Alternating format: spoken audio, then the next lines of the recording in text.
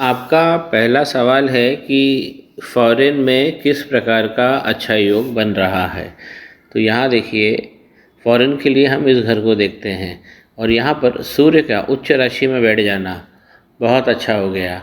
और ये उठे हुए सूर्य, उच्च के सूर्य आपको फॉरेन लेके गए हैं, लेकिन भाव नहीं मिलेगा क्योंकि यहाँ पर राहु और सूर्य का ग्रहण लगा है। तो मेहनत बहुत और प्राप्ति कम, ये वाला खेल चालू हो जाएगा।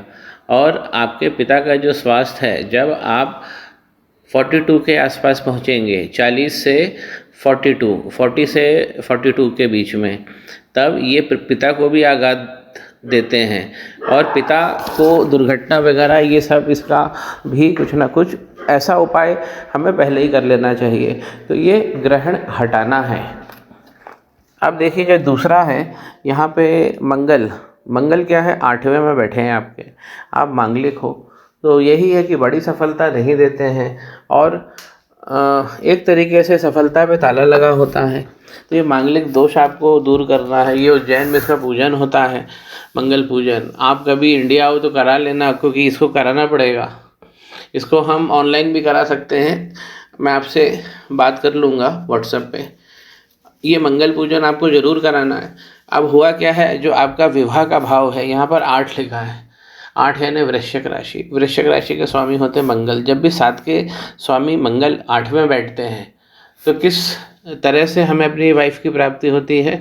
जो गुरु लोग हैं, जो चिकित्सा करते हैं, जो मेडिकल फील्ड में हैं, जो नर्सिंग करते हैं, ऐसे लोग, मेडिकल वाले, दवाई वाले, वहाँ से, उस ग्रुप से वाइफ निकल कर आती है, गुरु लोगों के बीच में से।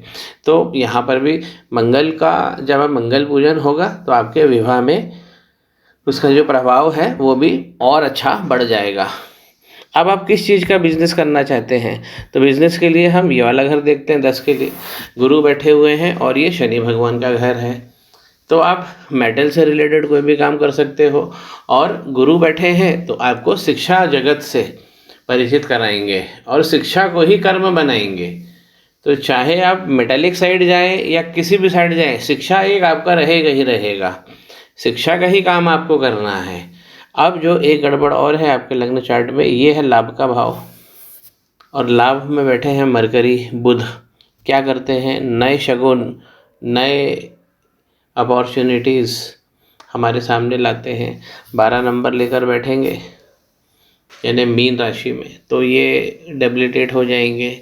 तो इसका जब आप पूजन करवाओ, ग्रहण पूजन ये वाला ऊपर वाला, तो यहाँ पर मरकरी जो है इसका एक यंत्र बनवा लीजिएगा किसी गुरुजी से, जहाँ पूजन कराओगे। ग्रहण का पूजन कहाँ होगा, ग्रहण का पूजन ज्योतिर्लिंग में, 12 ज्योतिर्लिंग या बगलामुखी माता मंदिर में।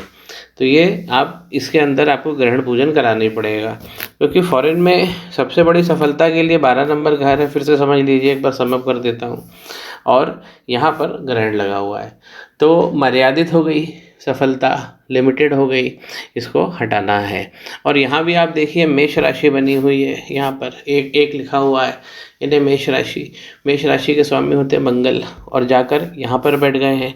जब भी 12 नंबर और 8 नंबर इसका एक्सचेंज हो जाए तो रिवर्स राजयोग बन जाता है। दूसरे के नुकसान से आपको फ़ायदा होगा और दूसरे की संपत्ति आपकी हो जाती है। तो ये सब मंगल भाव दे रहे हैं। तो मंगल का पूजन करना है आपको उज्जैन में, और यहाँ पे ग्रहण हटाना है, आपका काम तेज हो जाएगा। गुरु आपको भाव दे ही रहे हैं अभी भी, तो शिक्षा के क्षेत्र से आपको लाभ मिलेगा। उसी से आप अपना अच्छा करियर बनाइए और उसी में डील करिए। और अगर आप चाहते हैं कि कॉर्पोरेट लेवल पे काम करना है तो एजुकेशन को ही अपना लीजिए, सबसे बेस्ट है। शनि जब यहाँ बैठेंगे तो जो आपकी उम्र है यहाँ पर आ रही है 36 के बाद में आपको बहुत अच्छा भाव देंगे। नामांश में भी देखिए, राहु ने चंद्रमा भगवान को पकड़ लिया है, तो 12 नंबर डिस्टर्ब है भाई साहब।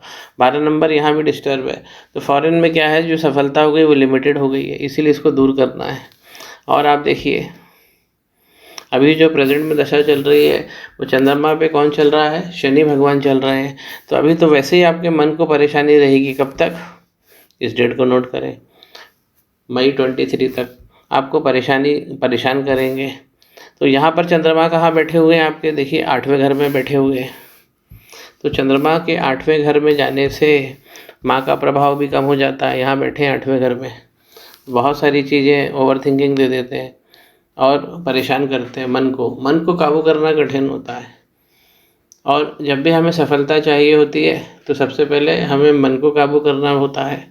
तो यहाँ पे चंद्रमा गड़बड़ कर रहे हैं, तो ये इसीलिए आपको मर्यादित फील हो रहा है।